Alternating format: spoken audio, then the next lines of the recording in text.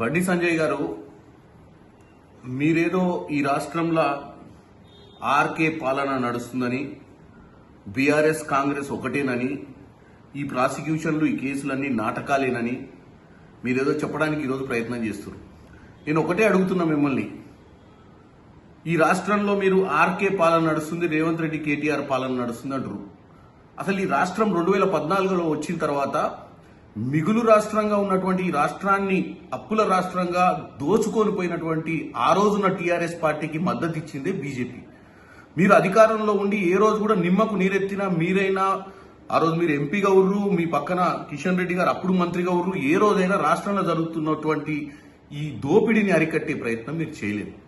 చేయకపోగా ఆఖరికి ఆ పార్టీని టీ తీసేసి బీజేపీలో బీ పెట్టుకొని బీఆర్ఎస్ అయిపోయింది, భారతీయ రాష్ట్రీయ సమితి. మీరు నడిపిరు 10 సంవత్సరాలు ఈ రాష్ట్రాన్ని దోచుకోనికి 2 పార్టీలు కలిసి సంసారం చేసిన ఈ రాష్ట్రంలో. దోచుకున్నప్పుడు నిమ్మకు నీరెత్తినట్టుకురు. మరి మేము అనుకోవాల్సింది ఏంటి? వాళ్ళు దోచుకున్న దాంట్లో మీకు భాగస్వామ్యం ఇచ్చిరనా? ఈ రోజు కూడా ఒకటే చెప్తున్నాం మీకు. ఈ రోజు కేటీఆర్ గారి మీద గవర్నర్ గారు ప్రాసిక్యూషన్ ఇచ్చారు. అది 100 రోజుల తర్వాత ఇచ్చారు గవర్నర్ గారు. సరే, దానికి మేము గవర్నర్ గారిని మేము డెఫినెట్ గా అభినందిస్తున్నాం. ఎందుకంటే వారు మాకు అట్లీస్ట్ ప్రాసిక్యూషన్ కన్నా ఇచ్చారు. కానీ ఈ కేసుని ఏసీబీ ఛార్జ్ షీట్ ఫైల్ చేయాలంటే ఐఏఎస్ అరవింద్ కుమార్ మీద కూడా మనకు ప్రాసిక్యూషన్ ఇవ్వాల్సిన అవసరం ఉంది. దీని విషయంలోనే ఆల్రెడీ డిఓపిటికి రాష్ట్ర ప్రభుత్వం లేఖ రాసింది. అరవింద్ కుమార్ని ఎట్టి పరిస్థితుల్లో ఇంటరాగేట్ చేయాలని, వాస్తవాలు తెలుసుకోవాలని. కానీ బీజేపీ ఏం చేస్తుంది? ఇప్పుడు మళ్ళీ కావాలని చెప్పి ఈ యొక్క గవర్నర్ మీద ఒత్తిడి తీసుకొచ్చే ప్రయత్నం ఇప్పటిదాకా చేశారు. ఇప్పుడు కేటీఆర్ మీద ప్రాసిక్యూషన్ అనుమతించిన తర్వాత అరవింద్ కుమార్ని దీంట్లో చేర్చడానికి, ఆయన మీద డిఓపిటి వాళ్ళు పర్మిషన్ ఇవ్వడానికి కూడా ఆపే ప్రయత్నం చేస్తున్నారు. ఎందుకు చేస్తున్నారు? కేటీఆర్ కి ఇండైరెక్ట్ గా మద్దతు ఇస్తుంది బీజేపీ.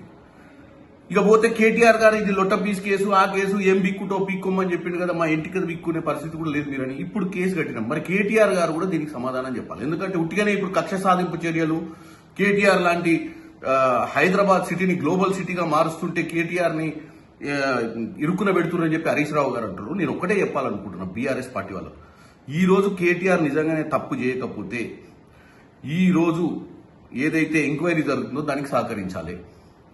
ఎందుకంటే ఆయన మీద తెలంగాణ ప్రజలు, ఆయన నిజంగానే ఈ బ్రాండ్ అంబాసిడర్, హైదరాబాద్ ని బ్రాండింగ్ చేద్దామని, గ్లోబల్ సిటీ చేద్దామన్న ఆలోచన నిజంగానే ఉండి ఫార్ములా ఈ రేస్ లో ఏ అవకతవకలు జరగకపోతే కేటీఆర్ కక్ష సాధింపు అనొద్దు, ఏసీబీ దర్యాప్తులో పాల్గొని వాస్తవాలని తెలియాలి. రెండోది, బండి సంజయ్ గారు మీరు చిల్లర మాటలు బంద్ చేసి ఇమీడియట్ గా ప్రాసిక్యూషన్ కి ఆయన అరవింద్ కుమార్ ని కూడా మీరు ప్రాసిక్యూషన్ కి అనుమతించారు. డిఓపిటి మీద మీరు ఒత్తిడి తీసుకురావాలి. అంతే తప్ప మీరు కావాలని కాంగ్రెస్ పార్టీని, బీఆర్ఎస్ పార్టీ ఇప్పుడు బీఆర్ఎస్ అయింది, కాంగ్రెస్ పార్టీ బీఆర్ఎస్ పార్టీ ఒకటని చెప్పే ప్రయత్నం చేసినా తెలంగాణ ప్రజలు నమ్మరు. ఎందుకంటే ఆల్రెడీ మీకు లోక్సభ ఎన్నికలలో ఏం జరిగిందో, మీకు 8 సీట్లు వచ్చినాయో తెలంగాణ ప్రజలు చూసిర్రు. మొన్న జూబ్లీహిల్స్ ఎన్నికల్లో కూడా మీకున్న ఓట్లను మీరు ఎవరికి దానం చేసిరో కూడా చూసిరు. కాబట్టి ఈ పిచ్చి మాటలు మానేసి బండి సంజయ్ గారు మీరు వీలైనంత మట్టుకు పైన ఒత్తిడి తెచ్చి ఈ యొక్క ఎంక్వైరీని సజావుగా జరిగేటట్టు గవర్నర్ మీద ఒత్తిడి రాకుండా చూడండి.